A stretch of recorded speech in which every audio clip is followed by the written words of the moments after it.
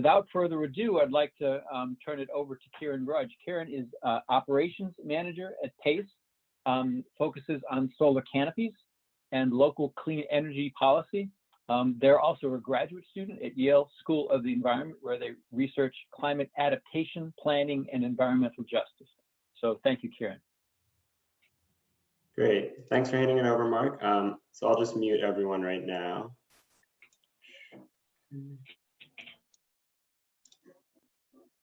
Okay.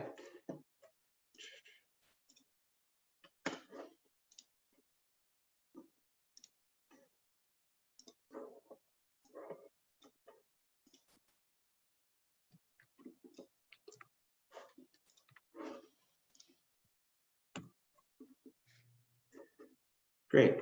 Okay. Yeah, thank you, everyone. So as Mark said, I've been doing this research with PACE on the siting potential, implementation, and then we'll get into some of the policies around solar canopies and what we think needs to be done to kind of make these a reality in Connecticut.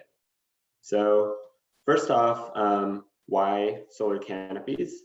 So up top, this is a photo of a more traditional large-scale solar farm, as opposed to solar canopies, which we'll get into. And these large farms have a few negative consequences in addition to all the benefits of renewable energy. So for one, as you can see, they kind of often encroach upon natural resources, whether that be having to do some deforestation or take over agricultural land that might be valuable.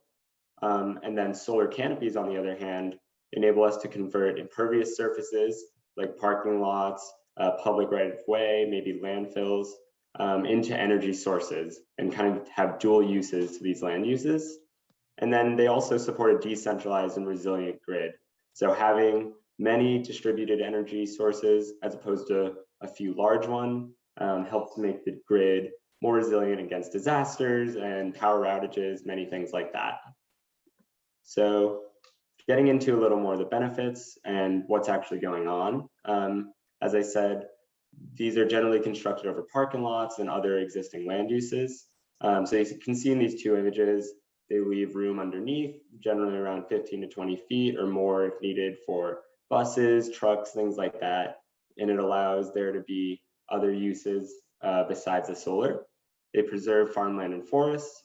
They help to make local distributed energy generation. Then there are a few other, what we like to call co-benefits of solar canopies. So these kind of are beneficial to the property owner in addition to the renewable energy. So one is that there's protection from the elements for your property underneath, such as protecting vehicles from snow, things like that. They can also be paired with electric vehicle charging and battery storage, which can be really beneficial as we're trying to move Connecticut towards more electric vehicle dependence as opposed to internal combustion engines.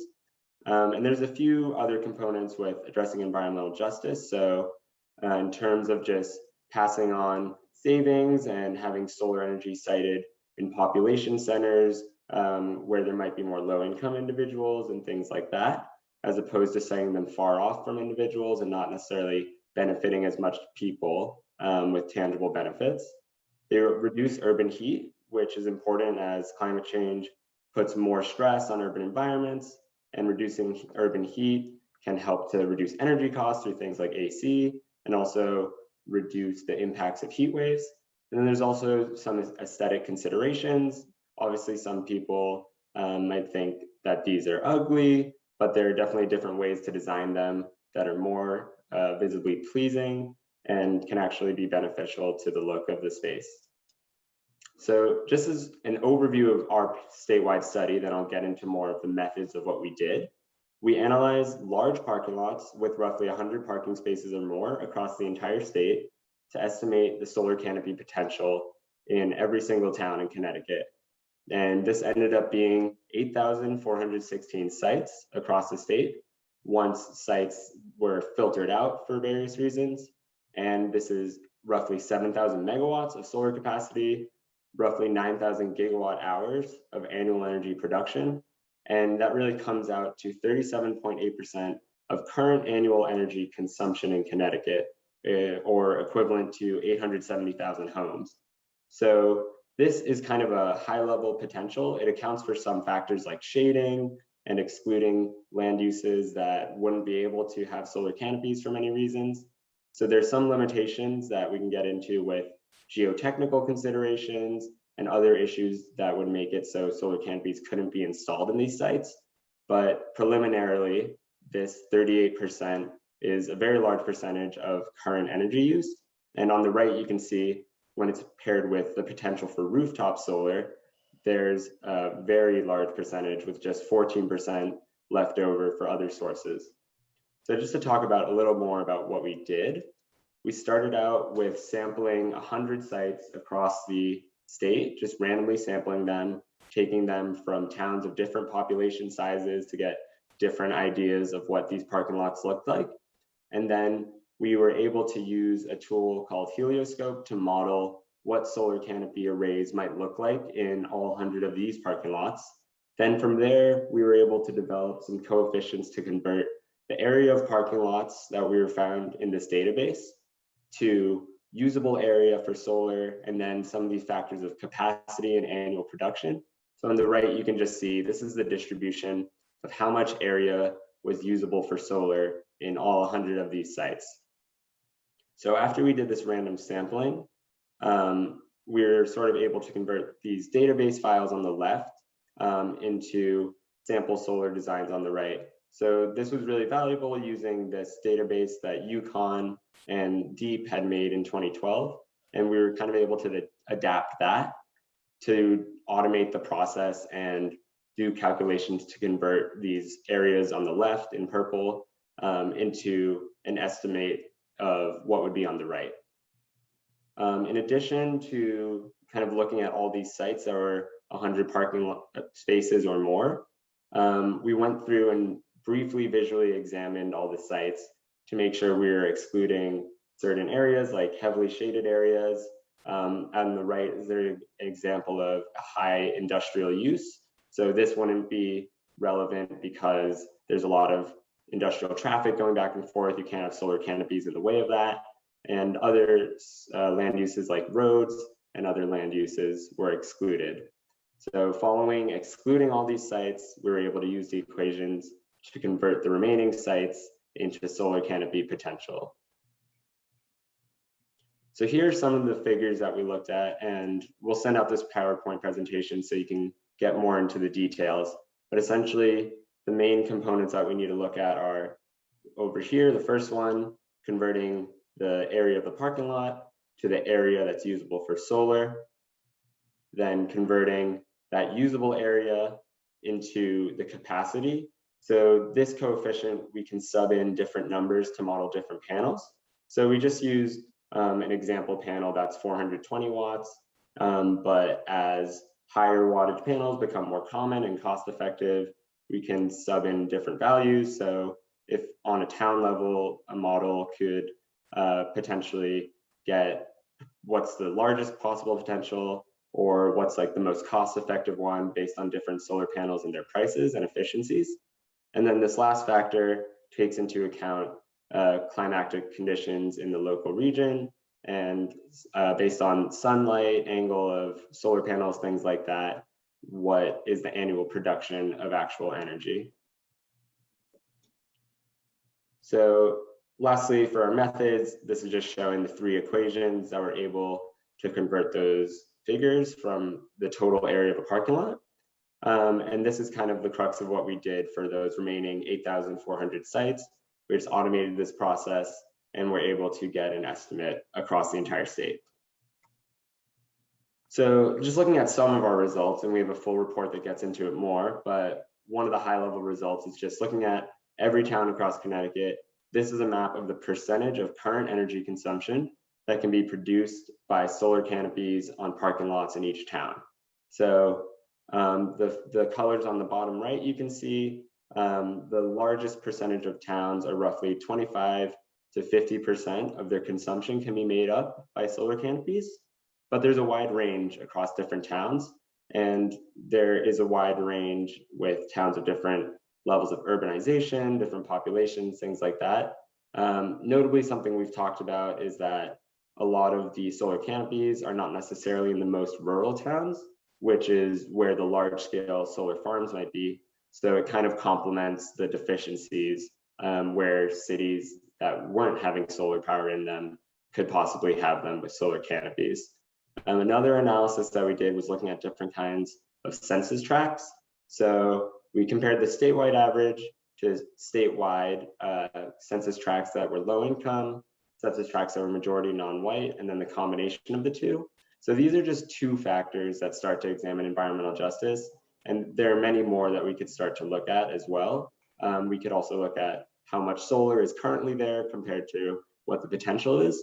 But these numbers start to get an idea of how could solar canopies benefit some of these marginalized groups that don't have access to as much of the benefits, cost savings, things like that currently of solar power. So you can see some of these census tracts are above the statewide average, and then on the far right, the combination of the two is about the same, slightly lower. Then we did two case studies to kind of further look at the environmental justice ideas. So we looked specifically at Hartford and New Haven and really got into the details of whether there was any correlation between where the solar canopies are and what else is going on in the city. So far in these two case studies, we weren't able to find any clear correlation on the census tract level, but with these cases and other towns we've worked with, we're able to provide a comprehensive map of everything that's going on in the town, where most of the production is, and sort of where might great potential sites be. So starting to look at schools, town halls, and businesses that might be really interested in implementing solar canopies. So just looking at the implications of the study, like we were saying in the very beginning, these canopies can provide a significant amount of energy to towns in Connecticut. It's 37.5 to 37.8% of current annual energy consumption. And when combined with rooftop solar, that's up to 86%. So there are a lot of positive benefits. And we think that solar canopies can really help to build diverse coalitions around a technology that really benefits a lot of people in different ways. So based off our study and kind of demonstrating the value of solar canopies in Connecticut, we started to look at what policies currently exist and how policy could actually help to get this actualized based on other existing plans in nearby states. So first, we'll look at some of the many plans and policies related to solar and clean energy in Connecticut. So 3 of these main plans that we're going to look at are the Integrated Resource Plan, and in the middle is the Governor's Council on Climate Change study they did on low carbon future. And then on the right, the Deep and Pura plan studying distributed energy resources. So first off, just looking at the 2 executive orders that really started off the climate change goals in Connecticut. In 2015, there's 100% net zero carbon electric center goal by 2050. And this created the Governor's Council on Climate Change. And so in 2019, this goal was made a little more ambitious, having an 100% net zero carbon sector by 2040, and expanded the GC3's responsibilities. So this kind of integrated that responsibility to monitor and report on the state's progress, both on mitigation and adaptation, and then integrating this integrated resource plan that must address climate goals in addition to addressing electric and energy needs and future needs of Connecticut. So based off these executive orders, these 3 plans and studies kind of built off of it. And we wanted to look at these because they're kind of an indicator of what the priorities are in regards to clean energy in Connecticut. So the first plan or study from GC3 had these 3 major objectives of a zero carbon electricity generation, clean transportation, and clean, efficient, and resilient buildings. So it starts to talk about some of these distributed energy resources But like the other two plans, there's not as much mention or not any mention at all of solar canopies, whereas the focus is more on solar farms and rooftop solar, as well as wind energy on the other side. In the draft integrated resource plans, there's assessing the current and future needs and recommendations to achieving this. And the current draft plan for 2020 doesn't have any mention of solar canopies as well. And then the last study, the value of distributed energy resources, is really getting into this decentralized grid component, some of the economic considerations, and it does a great job of kind of thinking about how distributed energy might play into Connecticut, although there's some issues that have been debated about the economic side of this. But altogether, these studies really don't mention solar canopies. So that we thought is a really big problem. So these are some of the solar incentive programs that actually exist that are relevant to solar canopies. So I won't get too in the detail of every one of these, but essentially the top two, net metering or virtual net metering, are enabling any sort of distributed energy generation to feed back into the grid and then get credits such as through the LRECs and ZRECs, or the residential solar incentive program that you see there. And so the net metering plans have their limits. Currently in Connecticut, there's a limit of 3 megawatts for a system that can connect to the grid. And there's a limit that was recently raised in January to a 30 million cap statewide. So that cap kind of limits how many new small scale solar generators can be added to the system each year. So we want to think about some of these limits and how expanding them might improve solar canopies potential. And then there are these other programs that are related to solar canopies. There's Shared Clean Energy Facilities Program, which sort of gets to incentivize through tariff systems and other methods, incentivizing these community-based solar projects that are not just owned by one entity necessarily. And solar canopies are a good example of how that can be done. And then one of these programs, a microgrid grant and loan program, which is currently not operating, but programs like this are really important to getting solar canopies through. This program was able to provide grants and loans to facilities such as hospitals, town halls that kind of need to be operating at any time, and helping them to establish microgrids, which solar canopies can be a big part of. So altogether, these policies do a lot to incentivize solar power, but again, as we'll see, solar canopies aren't explicitly mentioned in these incentive programs, and there's not any additional benefit to canopies. So looking at 3 of our neighboring states as opposed to what's going on in Connecticut, I'll briefly go through how they actually explicitly address solar canopies where we do not. So in Rhode Island, the high level notes, they have a adder, which we'll talk about a lot, which on top of the base incentive for any sort of small scale solar generation feeding back into the grid, there is another 6 cents per kilowatt hour for solar canopies. And this basically allows individuals or property owners that are choosing solar canopies as opposed to a different form of solar to have an added incentive, which might be able to overcome some of the costs associated with solar canopies as opposed to other sources. Additionally, looking at their net metering, virtual net metering, their limit is 10 megawatts or less to be added into the grid, whereas Connecticut is 3 megawatts or less. So it's definitely an expansion of what sites are eligible. In Massachusetts, there are similarly more beneficial incentives. They have this base incentive again of 14 cents to 39 cents per kilowatt hour. And they actually have multiple adders that are relevant, which can be added on top of each other. So for example, if you're installing a solar canopy array that is also shared solar, you could get a 6 cent plus 2 cents or 6 cents plus another 6 cents incentive for each kilowatt hour that you're producing. So this kind of cumulative adder structure is really beneficial as we are trying to make solar arrays that can do a lot and can integrate into the grid in a resilient way.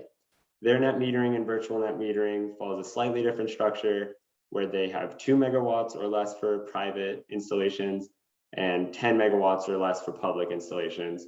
So on the public side, it's definitely much more expanded than ours. On the private side, 1 megawatt less. And then finally in New York, again, there are these adders for multiple forms of solar. So these ones are incentivized based on the watt installed as opposed to the kilowatt hour produced. But either way, they still follow the structure of a base incentive plus possible adders such as solar canopies or community-based solar, which could be on top of solar canopies. And then for New York, their net metering and what they call remote net metering, which is the same as virtual net metering, is actually lower than what's going on in Connecticut. So there's definitely some components that we can take from other states, some that we're doing slightly better in. So we want to think about what are the best management practices. So just to conclude this presentation, we really want to think of what the policy recommendations are for Connecticut. So one, as we talked about, creating adder incentives for solar canopies and related infrastructure like shared solar, like low income solar, electric vehicle compatibility, integrated battery storage, many possible things like that. We also want to think about expanding virtual net metering eligibility. Thankfully, the statewide cap was just expanded, but keeping that high instead of reducing it each year or even expanding it can be really beneficial. And states like Massachusetts have greatly expanded their cap in recent years. So Connecticut should think about where that cap is, as well as expanding the requirements for individual systems to be higher than 3 megawatts, supporting an equitable and modern grid. So this is making policies that allow solar to be integrated into an electric grid or integrated into a microgrid in a more efficient way, and sort of facilitating connection and doing things like incorporating solar canopies into these larger regional plans. So accounting for solar canopies' potential role as opposed to relying only on solar farms, for example. And the last one is a piece on zoning and local ordinances. So there's a study by NREL, the National Renewable Energy Labs, that was just looking at how definitions in zoning codes and local ordinances can increase the amount of solar that's installed. So even the act of including solar canopies as a defined sort of technology opposed to other forms of solar will increase the likelihood that those get installed in the towns. So just making it clear that solar canopies are out there and there are specific requirements to permit them is beneficial, as opposed to having people have to search for what overlaps and how solar canopies fall into certain requirements. And then additionally, measures that enable canopies specifically can be integrated, things like allowing solar canopies to exceed height restrictions in a certain zone, or making clear standards that differentiate solar canopies from rooftop solar. So there's definitely a lot that can be done in Connecticut, and we're trying to show that these policies need to be pushed through because there's this huge potential for solar canopies, but there are some barriers to getting them sited right now. So that is my section of the presentation. And when we send this out, there'll be a lot of these resources that you'll be able to click on, like our interactive map of the whole state and all the sites, and some of our research and the full report of what we did here. And definitely feel free to contact any of us at these emails. And I think we have about 5 minutes for questions. Thanks. Kieren, would you like to just take a minute or two and show the interactive map? Or yeah, definitely. I think that's worth showing people, and then we'll do a little Q&A. So yeah, this is a very valuable map, I would say. And Mark, if you want to put the link in the chat, maybe that's helpful if you if it's not there. But essentially, there are a few things that we can actually see from this, and it might be a little slow since I'm sharing my screen. But let's see. Oh God. Essentially, each one of these dots shows all the sites that we found in Connecticut, and okay, there it is, and their actual capacity. So if I zoom in, you can look at each of these sites and get an idea in your town of all the potential sites we found. So for example, we can click on a site right here, and this is very much on the large end. So 2,500 kilowatts, because it's not just one array, it's a very large parking lot that kind of combines a lot of arrays. So we can look at some of the figures for that, and then actually get an idea of what this looks like here, to see where you can install your solar canopies. So we have figures for the area, the array capacity, the annual production, and this preliminary cost estimate, which doesn't include everything, but includes the costs just for what it would be to install the canopies on average based on the wattage. So that can vary a lot, but there's definitely a lot of valuable information there. And you can go to your town, look at all these sites. And the other component we have is just similar to that map that I showed earlier, where you can look at how much of your current energy production can be made up by solar canopies. So if we go down to New Haven, we can see the number of sites there. It's 182, the capacity, the annual production, and roughly 26% of current energy use can be made up by solar canopies in this city. So yeah, I definitely encourage you to play around with this map, and it gives you a lot of great resources on what you can look at in your town. So it can give you some starting points for 1 or 2 solar canopy sites that you might want to think about. Great, Kieren, thank you. There's a lot of great questions in the chat. I think most of them are related to questions that go beyond Kieren's work here. There are issues of efficiency of the panels and zoning and median strips and maintenance. And I think Earthlight and Tim White, I think, will have something to say about that. So I think there were some questions about the panels that we used. Any questions really related to what Kieren has done in this work, I think are, let's address those now. Otherwise, let's come back to some of the others. In terms of the panels we used, Kieren, they were standard. They were not bifacial, 420 watt, I think. Yes.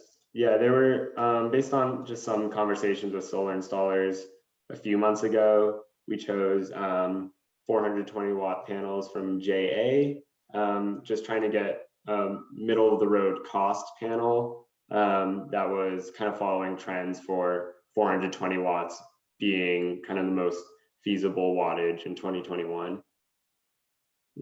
And there was a question about how we address the environmental justice issues, if we're building an array in a city and it's offsetting municipal power.